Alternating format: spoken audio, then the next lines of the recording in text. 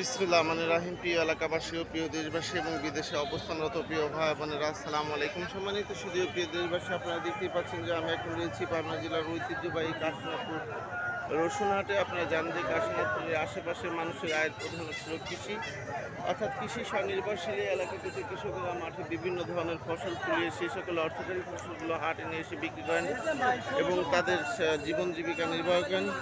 আর শুধু তাই নয়, এই হাট থেকে পরিবহন খাতে রসুন বাংলাদেশের বিভিন্ন প্রান্তে গিয়ে ভোক্তাদের চাহিদা সম্পন্ন করছে।